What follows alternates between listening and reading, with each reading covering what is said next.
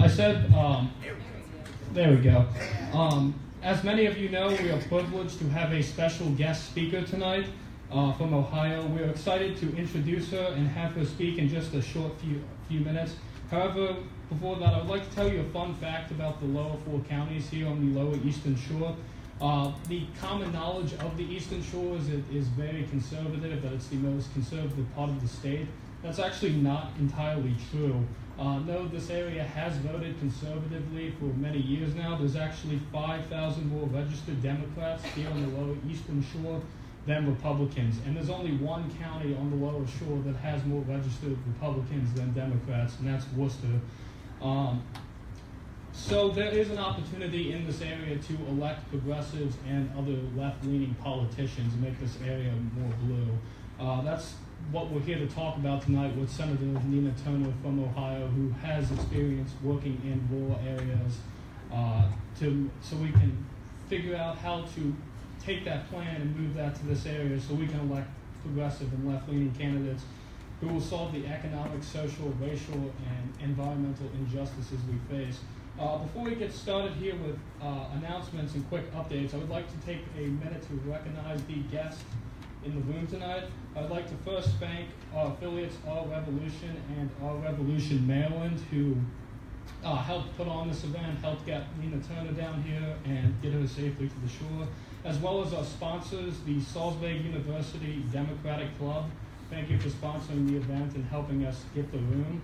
Finally, I would also like to recognize the Wacomico County NAACP, the Worcester County NAACP, Talbot Rising, the United 7 Union, the Eastern Shore Pact for Social and Economic Justice, Surge Delmarva, EastScan, Progressive Maryland, congressional candidate Michael Pullen, who is in the audience running here in District 1, and the ACLU of Maryland. Now I would like to call up Assistant to the Chair, Michael Feldman, to talk about an upcoming canvassing event we have here. Michael?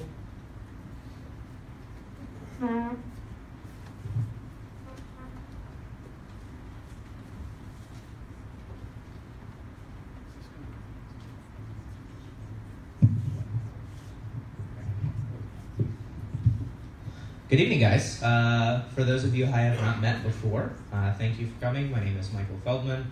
I am the Deputy Chair or Assistant to the Chair, depending on how you'd like to look at it. We are going to be doing a canvass in the Newtown area of Salisbury this weekend from 2 to 6 p.m. on Saturday, January 27th.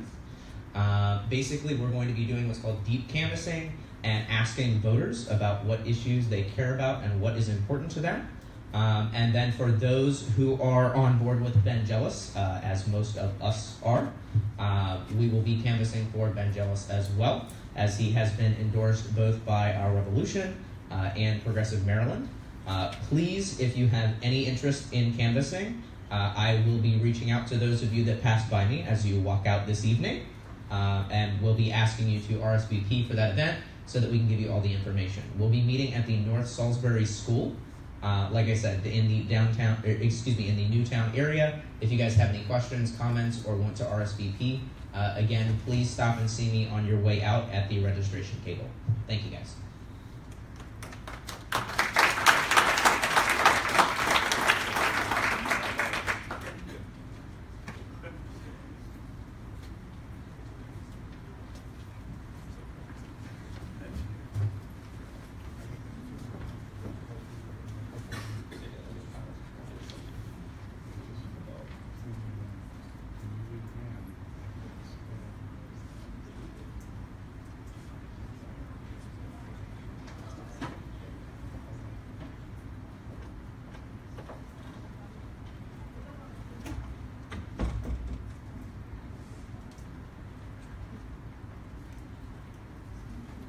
Can everyone hear me pretty well? Good.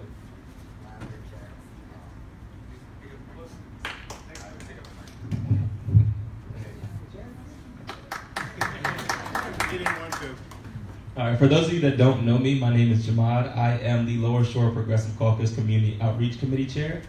Every month, I like to announce some upcoming events in our community. So this month, I don't have too many to announce for the upcoming month, but there are a couple. Phoenix Youth Project is having their bars information session this Saturday.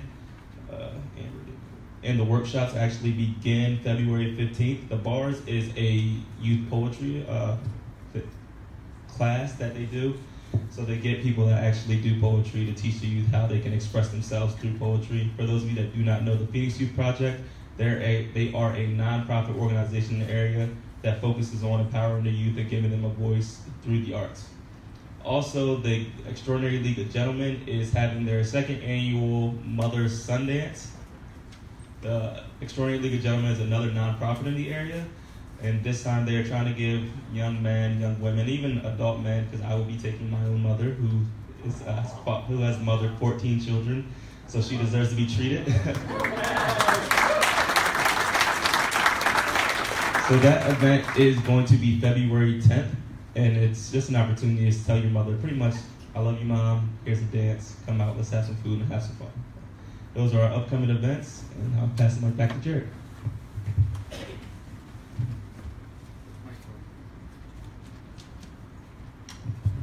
Yes, now we will move into the legislative updates from our Chair Legislative, Whitney Palmer.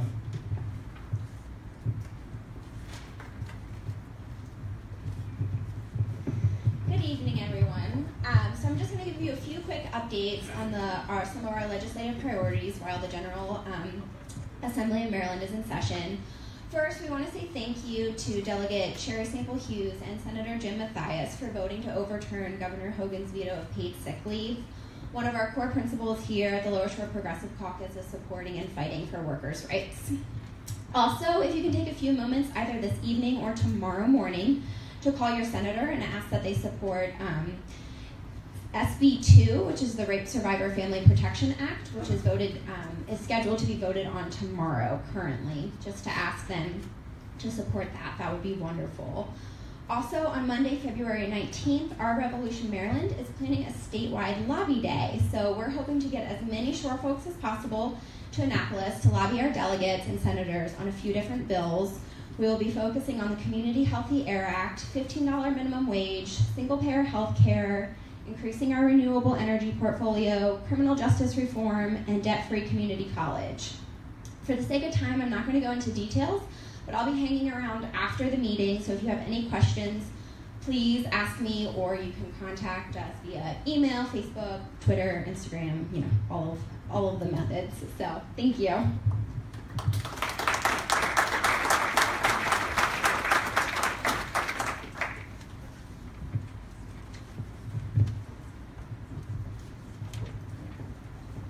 Thank you, Whitney. As she mentioned earlier, we have had some legislative victories so far this year. It was nice to see Senator Mathias and Delegate Sample Hughes both vote yes for paid sick leave. Now, to get into what you all truly came here for. Tonight, we were very fortunate to have a very special speaker. Our very special guest this evening is a truly gifted speaker who has risen to national prominence as an advocate of progressive ideas and values. As a Cleveland City Councilwoman, she developed a unique understanding of government processes and how to overcome partisan perspectives. As an Ohio State Senator, she maintained an uncanny ability to unify opposite viewpoints and challenge political leaders to live up to the highest selves. As a surrogate of the 2016 presidential campaign of Senator Bernie Sanders, she inspired action and installed hope across the entire country, including right here on the Lower Eastern Shore. As a political analyst, she has appeared on the CNN's The Lead with Jake Tapper and Comedy Central's The President's Show. And tonight, as president of Our Revolution, the organization created by Senator Sanders to revitalize American democracy, she joins us to share some perspectives on elevating political consciousness and empowering progressive leaders. Please join us in giving a warm Lower Shore welcome to Senator Nina Turner.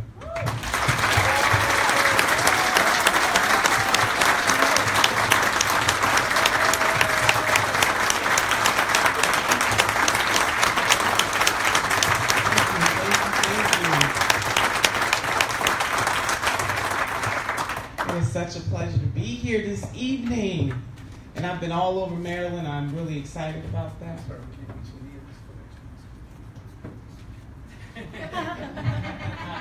Does that mean I can't walk around?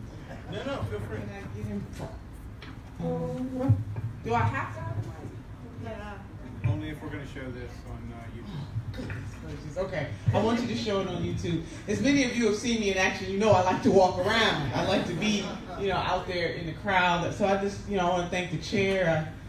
I want to thank chairman of our Revolution, Maryland. I call him Dr. Bob, but he told me he doesn't want me to call him that. But I just did anyway because I can't help myself. Dr. Bob Millenkamp, I just want to thank him so much. And just all of you for being here, all of the organizers, all of the folks who are just here in this community. It's great to be in Salisbury. This is my first trip here, and hopefully it will not be my last trip here, so I'm really excited.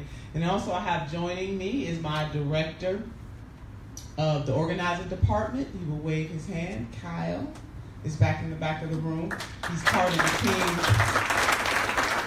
that helps us do our work at Our Revolution National. So when I first got here, just looking around the campus, and I am a college professor, I just play a politician on TV.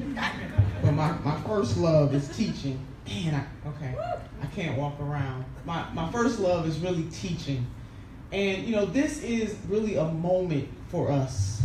This is a moment in history that we must seize. We should not be afraid of this particular moment in time.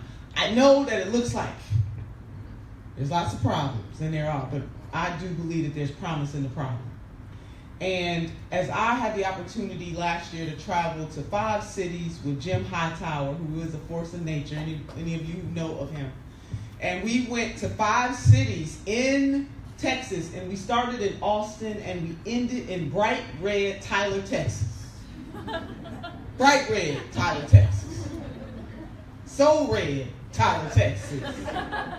But what we learned from that trip is that the progressives in Tyler, Texas want to know that somebody cares about them, just like any other progressive or Democrat in areas that are brighter blue. And so to go there and touch those folks and not just treat Texas as a flyover, as sometimes Democrats do, and we don't get down and face-to-face with our sisters and brothers all over this country and try to connect with them. I am here to tell you in Salisbury, and I heard the chairman say there's about 5,000 more registered Democrats in this area. Well, you know what? We got to give people something to vote for. Folks just not coming out anymore. They want to have something to vote for. And so I was really happy to hear about the canvassing that is going to go on, because in order for us to create a progressive America, we got to get out there and fight for it. It's not just going to happen by accident or by osmosis. It's going to happen because we make it happen. I got a chance to talk to Floyd. Floyd is around keeping the building tidy. Dr. Bob and I were talking to him, and then Dr. Bob asked him, if it was something that you wanted Senator Turner to know about what's going on in this area, what would you say? And he said the economy, that it really is about jobs. And so in order for us to make sure that people have the high-quality jobs, not just decent jobs, not just make-it-by jobs, but good jobs, is that we have to make sure that we have the type of people in elected office who understand how to wield the people's power. And that once they get that power, that they understand that it is our power, not their power, and that they do it in a progressive way. So we want some Bernie Blue folks running for office, and I got a chance to meet some Bernie Blue folks in this room tonight. Not just any blue, but Bernie Blue. That's what we're going for. That's what the revolution is really all about, and we're fighting for that. And so when you think about the arc, not just the arc of the universe being long, as Dr. King framed it, but the arc in terms of how we make things happen, I want you to think, just because, particularly because we are on a university campus, to think about what it has taken to get some of the rights that we enjoy in this country right now. And when people were fighting for those rights, the establishment of that day told them it couldn't happen. Now, don't even get me started on my ancestors. Black History Month is coming up, so I'm just going to put that on out there. But from MLK Day through February, you know what I'm saying? But I just want you to think about that. That the black folks in the 18th, and the 17th, and the 16th century, 15th, think about that. that generation after generation, they're fighting for a type of liberation that some of them never lived to see, but it did not stop them from fighting for it. And it is because of them, their fight, that I can stand in front of you tonight. It is because of their fight that we are assembled here, the mosaic, the rainbow mosaic of humanity, on this campus, at this university tonight, because somebody believed that if they fought for decency, if they fought for liberation, if they fought for human rights, that this country one day would recognize African Americans as equal citizens. But just think, we didn't get here by osmosis. It's the same thing with the women's fight. Fighting for the right to vote. The 19th Amendment to the Constitution didn't just happen because some politician woke up, some male politician woke up and said, you know what, we've been unfair to women all this time. We're just going to turn this thing around. No, it happened because the sisters got down and they fought and they fought and they fought and they fought, and they were called crazy and they were put in jail. Some were even beaten, but they fought until the 19th Amendment became real. Any great movement in this country never happens from the grass tops. It happens because the grassroots, because of everyday people. We can do the same thing with the labor movement, if you want me to break down that history too. 8 hours a day, being able to have a vacation at most jobs. We still got to fight for some others. But the labor movement did that. And it didn't happen because people just hoped and prayed that it would happen. People did some hoping, they did some praying, but they also did some working to make it happen. And so what I am saying to us tonight, Salisbury, that anything that we want to happen, anything that we can imagine, anything that we can dream, anything that we can envision can happen if we are willing to put some sweat equity on it. And also if we are willing to fight for certain freedoms and opportunities that we ourselves may never enjoy. That is what this journey is about. And those of us on the progressive end of the spectrum, we're not perfect. Well, we as close as you can get, but that, we're not perfect. But I do think our value proposition and that which we fight for is rooted in a righteous indignation that says that we believe in humanity and we believe that the people of this country, no matter where they fall on the political spectrum, deserve better than what they got. And that really was the foundation of Senator Sanders' campaign in 2016. He said to us, we need to form a revolution, the people's revolution, and you deserve better than what you are getting. Why can't we have Medicare for all? Why can't we have it in the wealthiest country on the face of the earth? Why do people have to go bankrupt because of their health care? Why can't we have it? Or when I met a mother in Louisville, Kentucky with tears in her eyes, and she said, you know, my son has a heart condition, and when he was born, we were worried about him having access to health care on one end, and then on the other end, we were worried about him being able to have life insurance. What kind of country is that? So we can have anything that we are willing to sacrifice for. And that is what this moment affords us. That is what, Lord have mercy, because when I call on Jesus, you know it's serious. That we have a man in the White House who doesn't really get that. But we are not going to be deterred by him. Now, if we say that he is greater than all of the people, then we have a problem. This is just a snapshot in time. It's just a moment. But what we work for, what we fight for, what we envision has to be bigger than pushing back against President Trump. Because I'm going to give you some examples of some stuff that happened before he got there. The fact that our sisters and brothers in Flint still don't have the infrastructure built out to have clean water when they turn on their pipes every morning, that's about 4 years in running. That was before he got in office.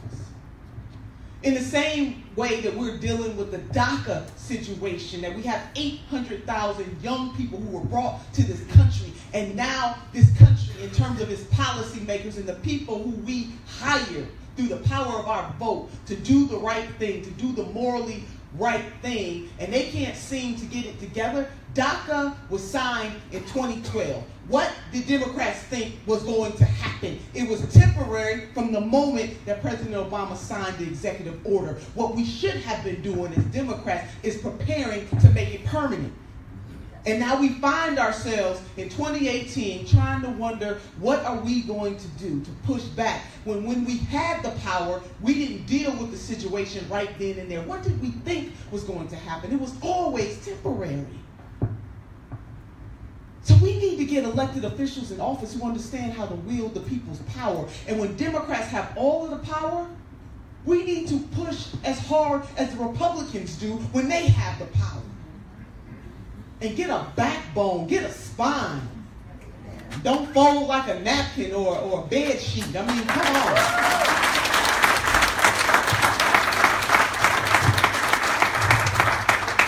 And you know, and it's not just on DACA. That's just the moment that's confronting us. But I'm saying those things to you because we have to protest and we have to plan.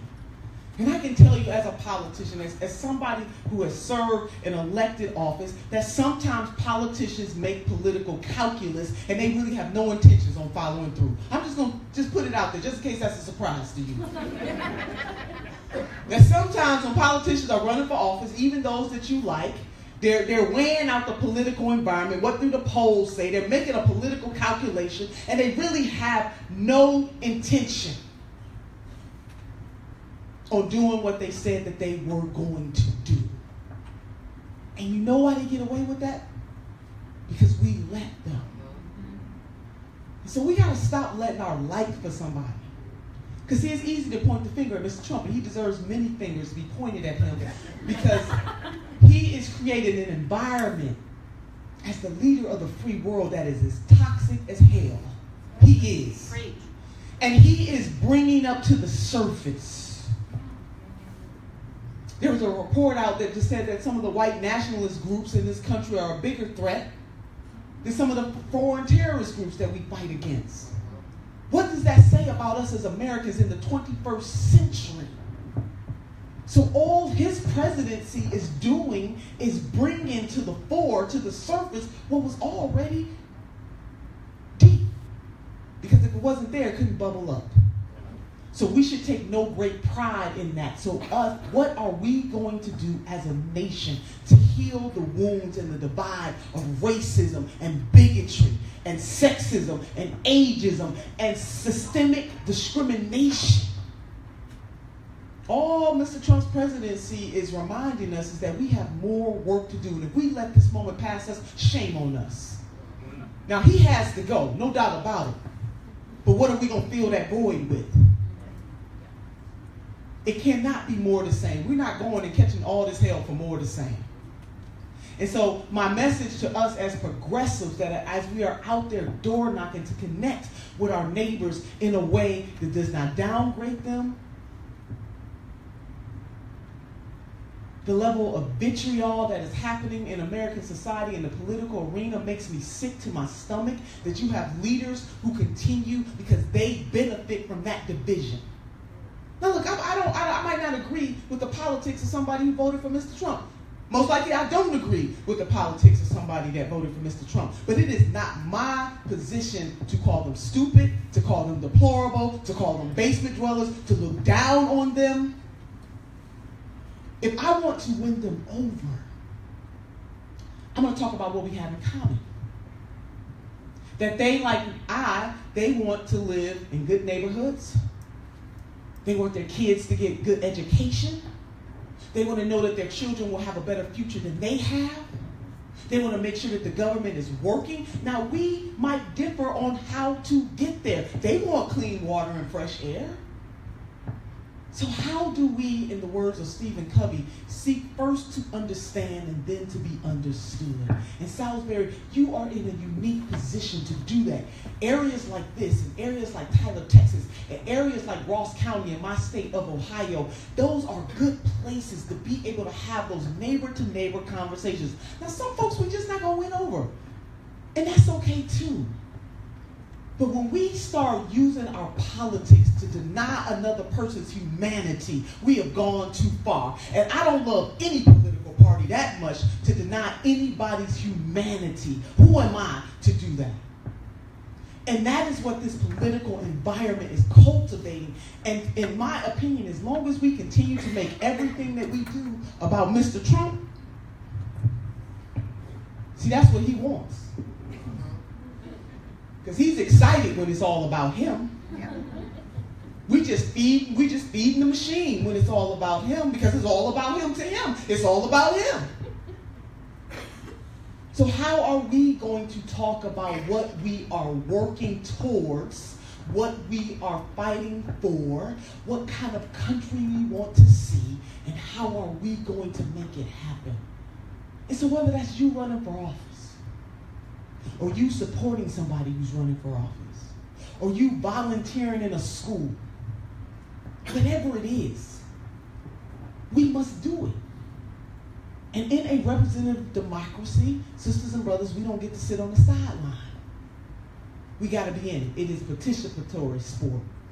It's not for folks to sit on the sidelines. It is for us to get in there and do the work. And that is what our revolution is about. The cultivation of grassroots, community by community, neighbor to neighbor, coming together to say that we're going to fight for some stuff. We're going to work for some stuff. And that at the end of that stuff, that our community, our state, and our nation, and by extension, our world is a better place. That is bigger than Mr. Trump. So we got to hold Democrats accountable. When they get the seat, we got to hold them accountable. I mean, over the last 9 years, we lost 1,100 seats. Wrap your head around that. Had nothing to do with the man in the White House. You know why? Because we turned our backs on state legislatures and governors' mansions all across this country. And as someone who served in the Ohio Senate, where my Republican sisters and brothers had super majorities, they didn't even need us to come to the floor of the Senate to even do the people's business. How did that happen? Yes, gerrymandering is a factor, no doubt about it. But it also happened because Democrats have lost touch with the very people we said we were committed to serving. We need to go back to the FDR model of being Democrats. Period, point blank. And we got to throw in a little Congresswoman Shirley Chisholm and a little Congresswoman Barbara Jordan, baby. We got it right there. That's what we're fighting for. And I think that we can do it in 2018. I really do. We don't squander the opportunity. But all of that is going to be contingent on you. We can do it. We really, really can. Now, you know, I was going back to the humanity part, and I know sometimes people make it hard to see their humanity. We got to fight for that every single day. And I say that to you as somebody who, Dr. Bob and Kyle know what I'm going to say. You know, my brother, I come from a mixed household, and my brother is a conservative Republican. I mean, when I say conservative, I mean for real, for real. And yes, he's a black man, just in case you want to. Right? Because people assume just all black people vote for Democrats, which, you know, happens to be the truth. The reality overall, you know, that's a whole nother story, black folks. Well, I'm going to leave that alone. Let me just say this. I don't think you should let anybody take your vote for granted. That's what I'm going to say. And I would say that to you if you're black or white, or brown or yellow, anybody in between, that we should never let any political party take our vote for granted. But that's particularly to the African American community, African American women who find themselves lifted up when they vote, but yet in their communities, yet when it comes to their leadership, don't get the same level of respect. Do you all know that in the United States of America, we have yet to elect an African American woman as governor? In the history, 230-something, in the history of the United States of America, there has never been an African-American woman governor. Yet the Democrats are always talking about how the black woman is the backbone of the Democratic Party. Hello, Alabama.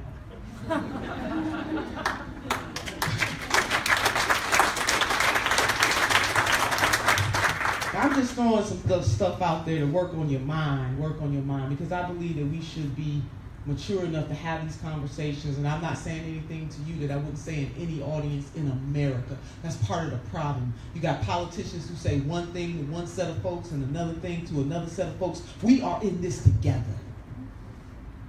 And whenever there is an equity in the form of racism or discrimination or systemic, because we throw racism around and people don't even understand what it is. It's not just an individual bias by one person against another person. It is about a power dynamic.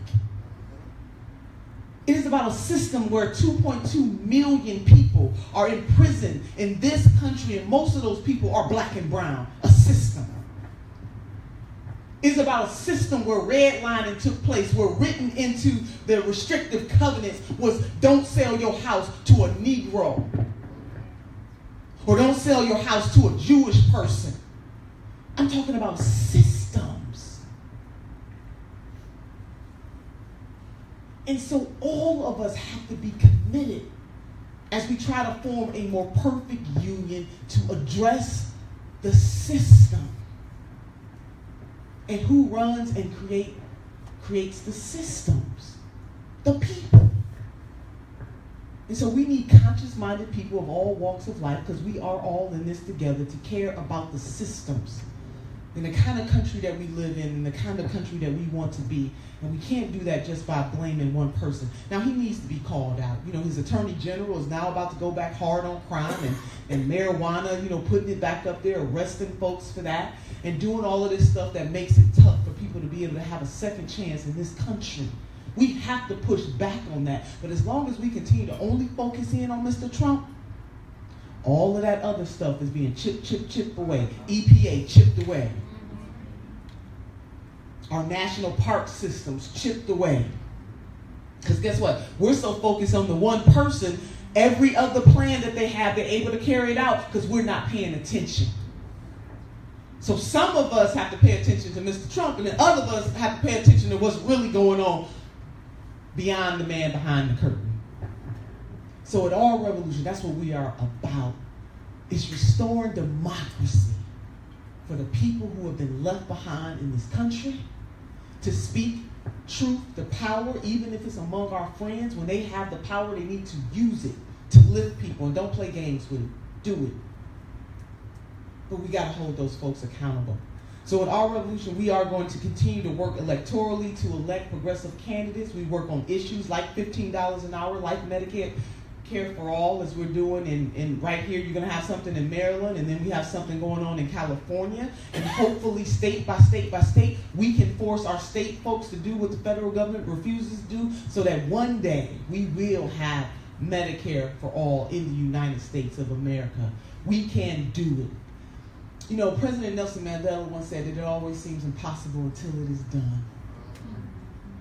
We got to hold on to that, and we can get it done.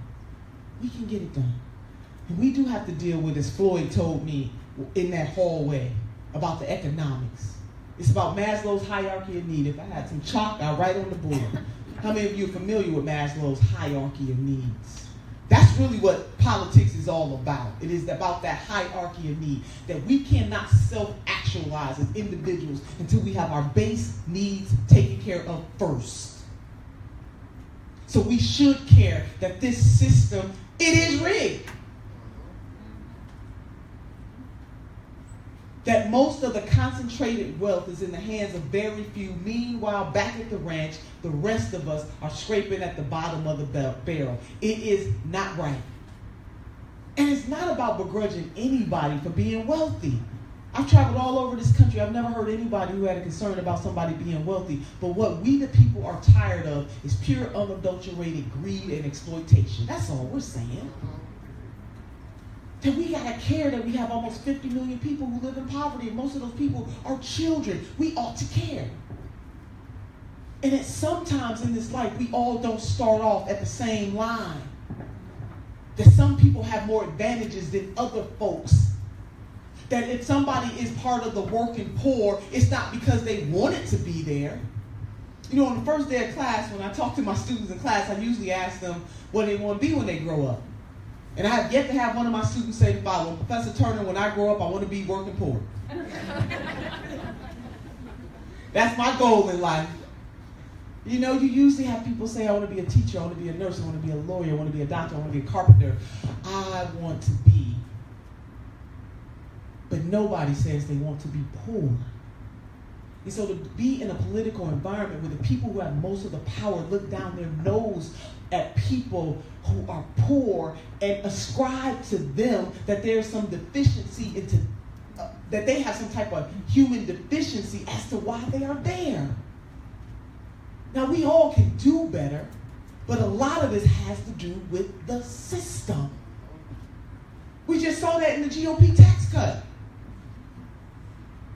Who does that benefit the most? The people who already have the money and the power. We live in a country where we must do away with Citizens United. That money is speech, so the more money you have, the more speech you have.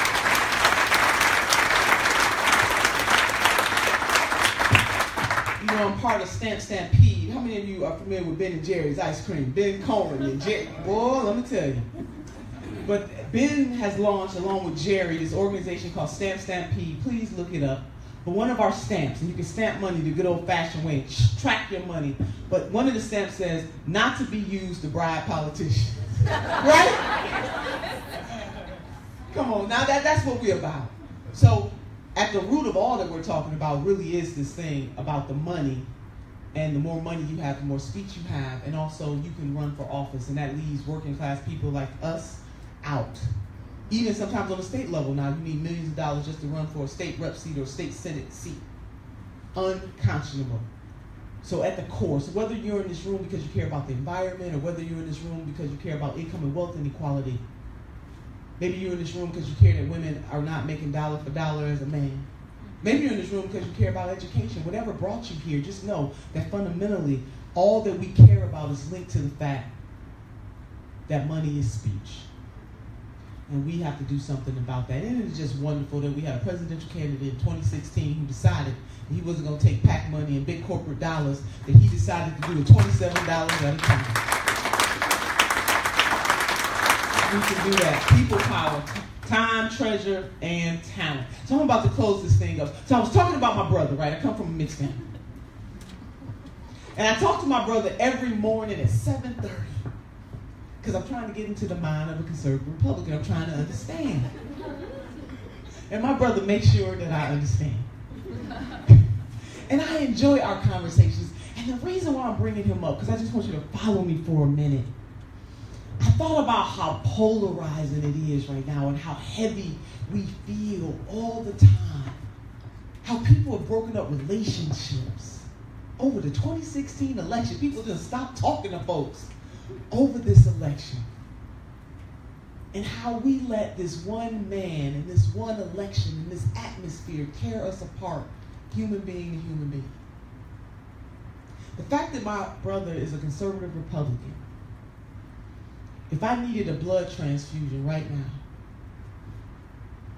if I was in the hospital right now, if I needed a kidney right now, if I needed help right now, I wouldn't have to worry about whether or not my conservative brother would be right by my side. I say that to you is that we cannot allow political affiliation to tear us apart. Hard on the issues, but soft on people. And that is hard to do, but we have to work at it. You know, Reverend Dr. King, he said this, and I told another crowd that, we just came off of MLK Day, and we pride ourselves as Americans to talk about how proud we are. We celebrate the man. But that's all we do is celebrate, and we don't even really try to follow the path. Because it's hard to follow the path. But Dr. King once said this. He said, darkness can't drive out darkness. Only light can do that. And hate cannot drive out hate. Only love can do that. And so my message tonight is that if we really believe in our high-minded ideas, if we know that this economy is broken and it needs fixed, if we know that we will be a better nation if we had Medicare for all so that we don't leave a sister or brother behind, if we do truly believe that women deserve to make dollar for dollar and have parity in this country when it comes to our labor and how we're treated, if we really believe that the criminal justice system is unfair and it needs to be fixed, if we really believe that we must protect Mother Earth for ourselves and generations yet unborn, then we will take the harder path, which is not to deny anybody's humanity.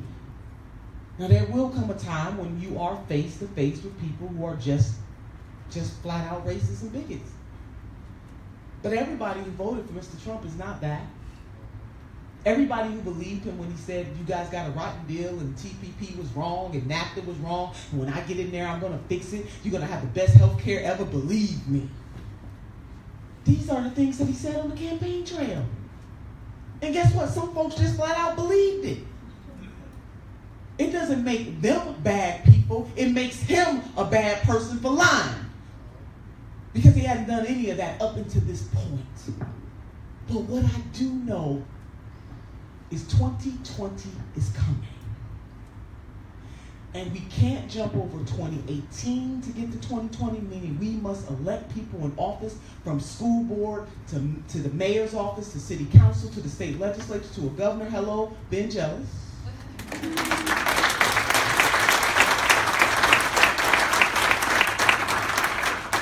We got to elect folks who are going to help us get to that more perfect union. We can't jump over 2019. It's coming. More local elections all across this country. We can do it. And then, baby, 2020 will be here, and that will be our day of reckoning, but we got to do it right now. There's an African proverb that says that one must never build their shield on the battlefield. It's shield building time right now. So it is how we prepare, and the spirit by which we do it does matter. If we are only fighting for these issues for people who believe like us and look like us and think like us, then we're behind. But if we are doing this because we really do believe in the power and the strength of the people and the ability of this nation to rise, then we will fight for these issues for everybody and not leave anybody behind. So I want to close with this, just a couple of things. Now, I don't know if everybody is here who, if you are not a member of Our Revolution Maryland, you're not working with our sisters and brothers in Salisbury, the progressives here, please join before you leave. You have three things that you can give. You can give your time, your talent, or your treasure, but you got something to give. And you can't be one of those that sit on the sideline and talk about what I woulda, coulda, shoulda done. You have the opportunity to do something right now. We don't all have to do it because many hands make the light work. If we're all moving, we can get this done. So I want you to please join Our Revolution Maryland. If you have not given a donation, now money can't buy you love, but it can get you a whole lot of likes. And we need some of that. Now we ain't got to have all the money, but we need some of the money for the mission. We gotta have it. So if you are not a sustaining donor of Our Revolution Maryland, I want you to think about before you leave out of here donating $3 a month. Give up that Starbucks coffee, which costs more than $3. just 1 cup a month. Please do that. And if you can give that symbolic $27 a month, please do that. Because what you do is that you enable Our Revolution Maryland and all of our affiliates to have organizers on the ground, to be able to help to talk to the people, to fuel the mission. It is because of you, people like you in this room, that Senator Sanders was able to compete. Because of you, that he broke records that people had never seen before, because he dared to say, I will run for president of the United States fueled by the power of the people. You are those people. And so we got to make investments in our future. So I'm asking you to support and to give to Our Revolution Maryland, to help the Salisbury local affiliate here. We need you to do that. Please don't walk out of this room without doing something. And if you don't have $3 to give, if you don't have $27 to give, sign up to volunteer. I heard a sister up here say there's going to be some door knocking going on. If you don't have a dime to give, sign up to knock on some doors for Ben Jealous, so that he is the next governor of this state. So that you're not sitting back in November saying, daggone it, I wish I had done more. On election day, I want you to sit back and say, I gave all that I could. Win, lose, or draw. Because we can't change things without you. So I'm going to close with this, and I'm feeling some type of way right now. And I do want to let you guys know that if you see me leave, and I've been to Fredericks, and I was just in Howard County, and I'm here, and the only reason why I won't be able to stay here till the end is I have to get on the train to get to New York, and it's going to take Kyle and I to get 2 hours back to D.C. But I will definitely come back here. But I want you to take this with you. The reason why I fight so hard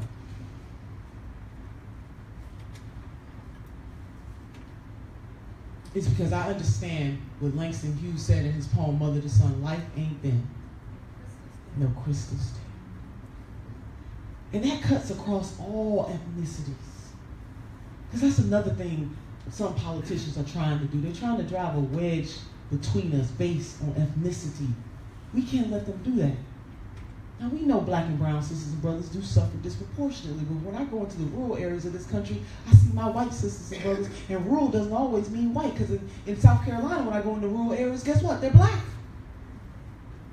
But we know what people mean when they say rural, urban, suburban, but we can't let people separate us based on that. What we do have to know and understand that life ain't been no crystal stair. For some people, based on their ethnicity and based on their gender, their journey may be harder.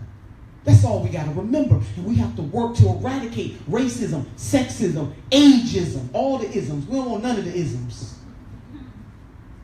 So for me, the reason why I fight so hard. So my parents got married very young and it didn't work out. So I grew up the majority of my life in a single parent household. I'm the oldest of 7 children. First generation college graduate. Thank you for that.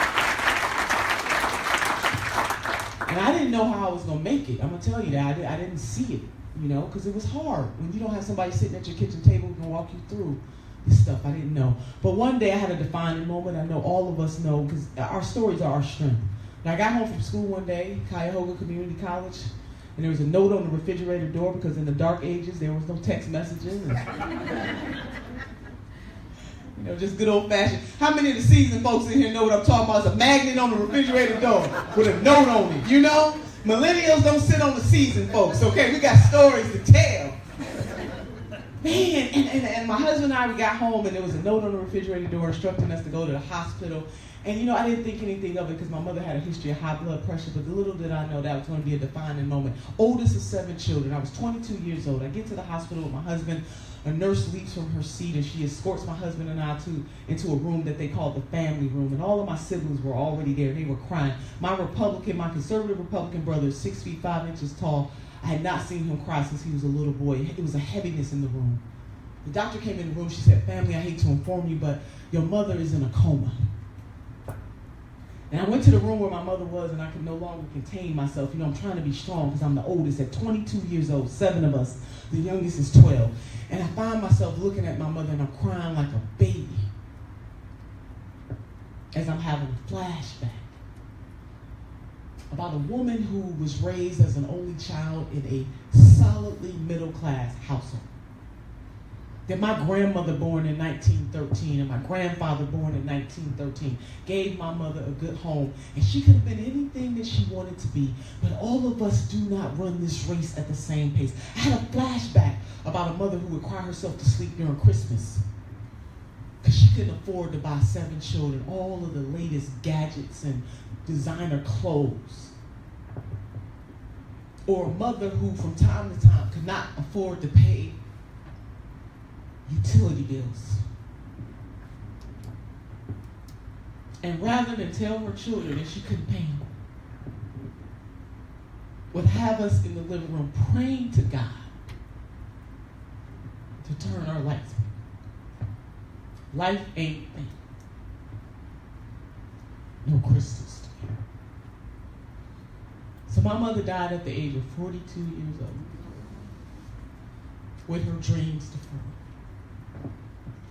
On the system of welfare, no life insurance policy, and no money in the bank. And I was a sophomore at a community college, and I'm having a moment because I don't know if I can make it.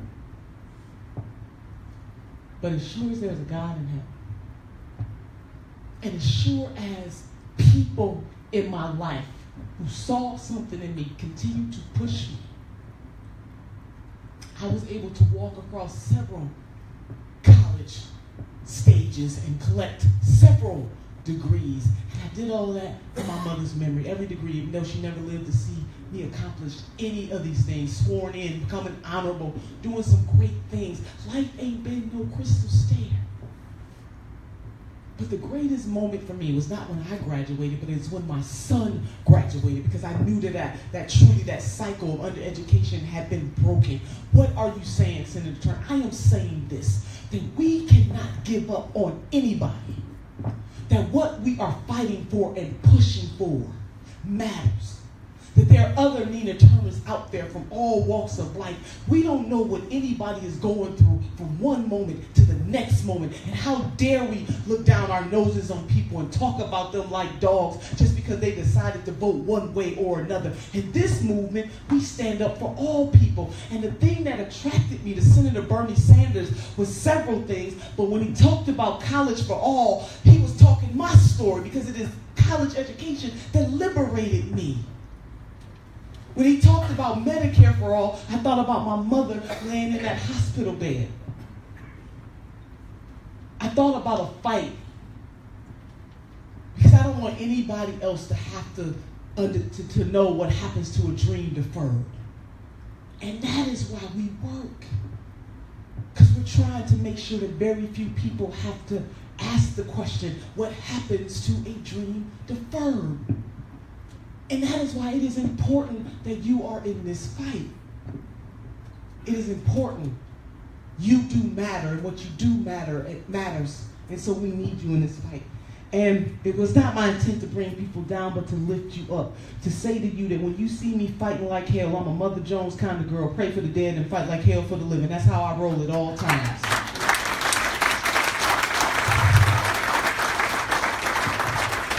People ask me my political affiliation, hell, you know what I am? A hell-raising humanitarian. That's my political affiliation. So we can do this. So I'm asking you to believe in yourselves first, and to do what we know we need to do. Now we're going to pass a plate around here, and we're going to ask people to make sure that you donate whatever you can give. I want you to give. Are we giving? Okay, we got a basket going around. I want somebody to put $27 in that basket. Somebody got to put $27 in the basket, in the hat, in the basket, whatever you can give, I want you to give. In Salisbury, I'm going to close, and we'll take change too. Yes, we will. We will take coins. I'm going to close with... if you give a politician and a preacher a mic, because I've been closing for the last 10 minutes.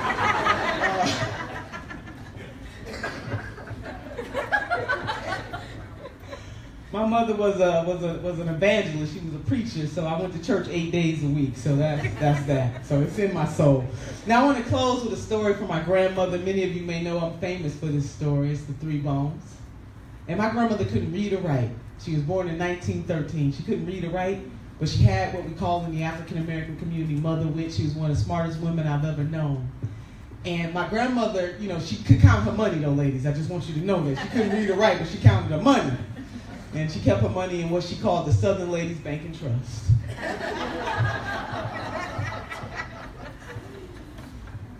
Some of y'all know where that bank account is located. But when I asked my grandmother, what does it take to be successful in life, she told me all I needed was the 3 bones, the wishbone, the jawbone, and the backbone.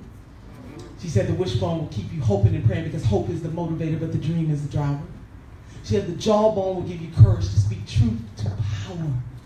But the most important bone of them all, the supercalifragilisticexpialidocious bone, is the backbone. Because the backbone will keep us standing through all of our trials and tribulations. And sisters and brothers, in this life, we're going to go through some stuff, but we can't have a testimony without a test. And I want all of us to have the testimony that in the 21st century, in 2018, we gave it our all. We gave it our all. So God bless you, Salisbury. I'm going to come back if you have me back. But I do believe in the power of the people to transform not only this city, not only this state, but this nation and this world. And that transformation is going to come through you. God bless you.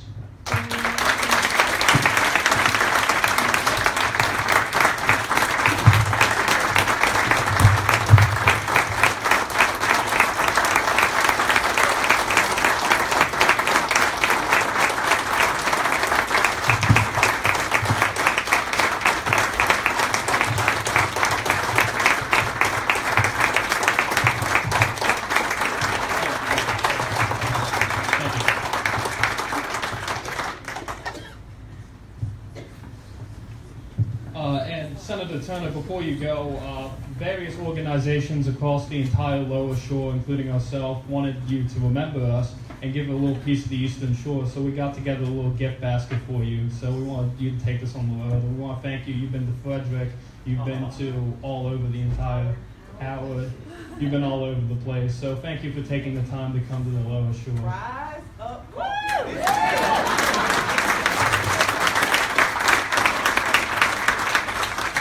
You're welcome back anytime. I will be back. So thank you all so much.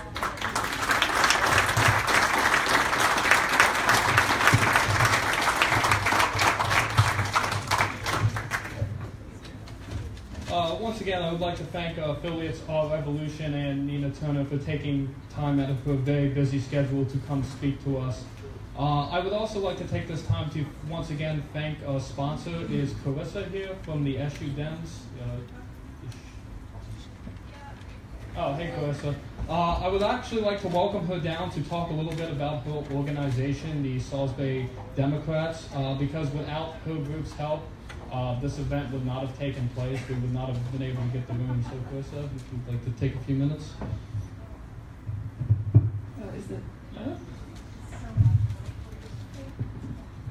Hi everyone. So like you said, I'm the president of the College Democrats here at Salisbury University.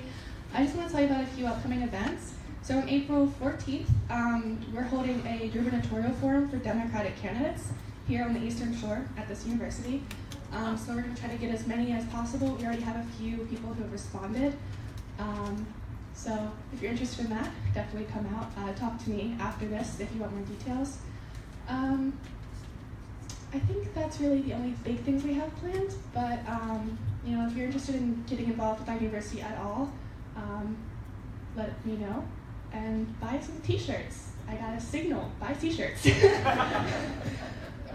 And yeah, that's pretty much it. So thank you for coming out tonight. I'm glad we could have hosted this with them, the LSPC and our Revolution. Thank you.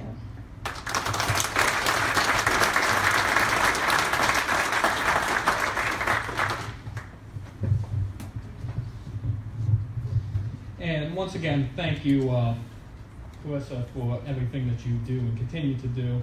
As we get ready to close tonight, we do have one more speaker, and he was given a little bit of an introduction tonight, but the man who kind of helped us and guide us to set up this event, Bob Mullenkamp, or I believe he's now Dr. Bob, that's a new one, has been a very driving force in organizing on the Eastern Shore. He's really big with Our Revolution, so he's going to talk a little bit about Our Revolution mail-in strategy moving forward.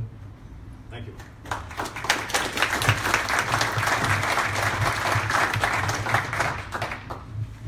So,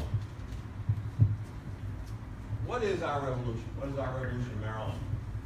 But first I want to ask another question. We have an executive board, a statewide executive board. We have seven chapters, so every chapter has a delegation to the executive board. And we meet every second Sunday in the morning, someplace around the state. Who do you suppose of those 7 delegations is the loudest, noisiest, most outspoken of those 7 delegations? Salisbury. Really? Your delegation, Jared, Whitney, Michelle, are by far the most energetic, engaged, challenging, and loudest delegation to our statewide executive.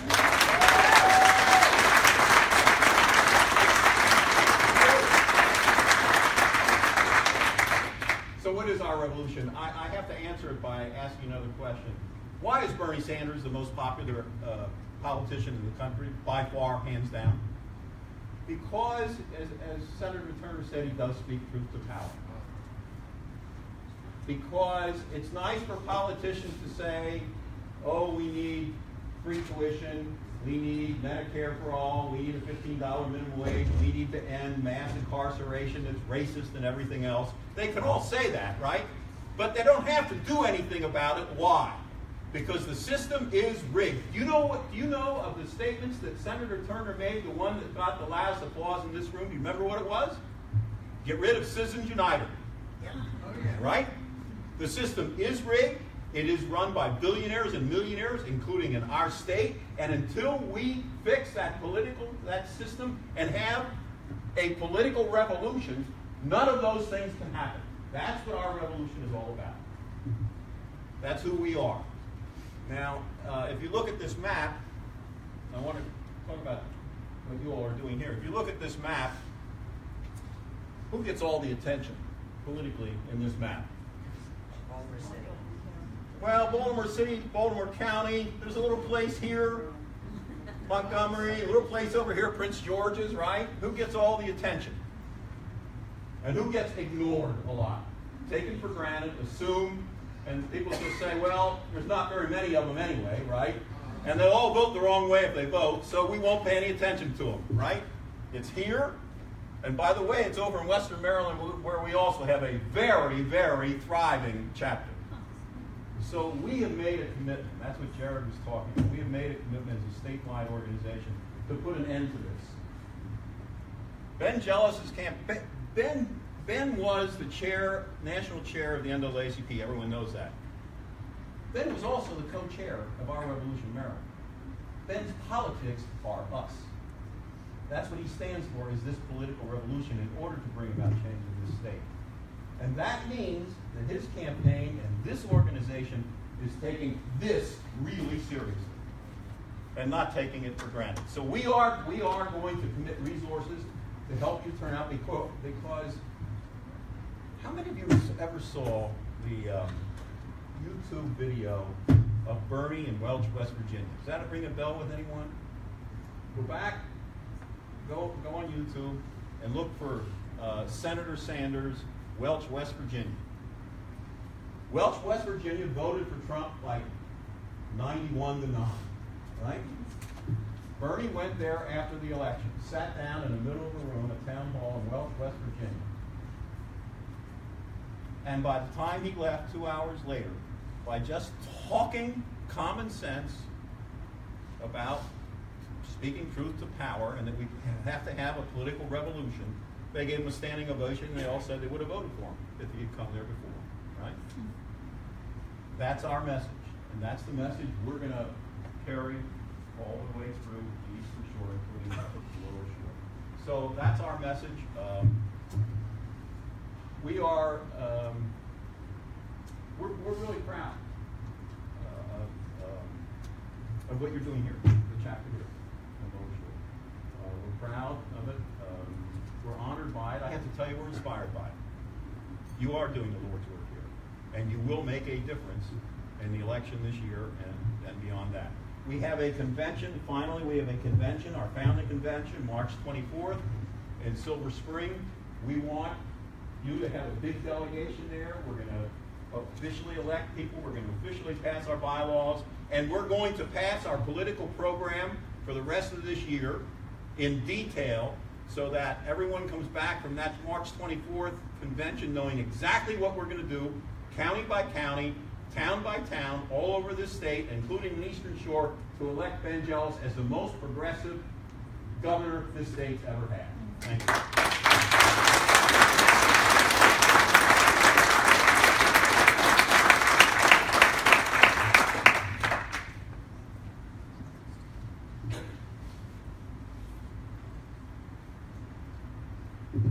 Thank you, Bob. Yeah, he's not kidding. We are very much the loudest and most outspoken group in Our Revolution Maryland, because we see, if you look to the people to your left and right, look at how many people in this room. From your entire life and from my entire life, you've been told that this area is way too conservative to try, that the Republicans are just going to win it, and there's no point in showing up, there's no point in doing anything. That's not the case, and I think we showed that tonight. I mean, we had Nina Turner come down, we've almost filled an entire room of how many people, 150 can fit in the college room these days, to do just that. If you have not already, I see a lot of new faces, which is fantastic. I encourage you all to get involved in our chapter, to come to the events, to come canvass, to come promote a progressive issue. What wasn't really mentioned tonight is the lower 4 counties right here, Somerset being the poorest, are the poorest counties in the entire state of Maryland. And we are left abandoned a lot of the time. The only way we're going to change that is getting involved in amplifying our voice. So it's my hope with you tonight, as I give you this final word, to really think about what you want the Lower Eastern Shore to be. Do you want it to be continue to be viewed as the conservative, poor area of the country that's not, or state that's not worth trying? Or do you want to get involved and better this area? Because we can do it. We can come together and do it. So with that, I would like to thank you all for coming and encourage you to buy t-shirts, become sustaining donors, or sign up to volunteer. We need as many canvases as possible. With that, I wish you all a great night and a safe trip back home. Thank you.